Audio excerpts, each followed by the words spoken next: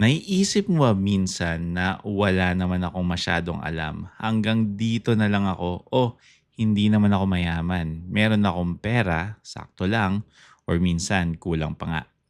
Pero alam mo ba, si Lord is not only the God of big things, but also the God of small things. Sa story ng feeding of the thousands, ano lang ang meron? 5 loaves and 2 fish. Maliit, kulang, konti. Pero nung napunta sa kamay ni Jesus, nagbago ang lahat.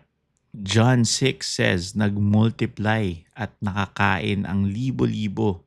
May sobra pa. Ganun si Lord. Hindi siya limited sa size ng kung anong meron ka.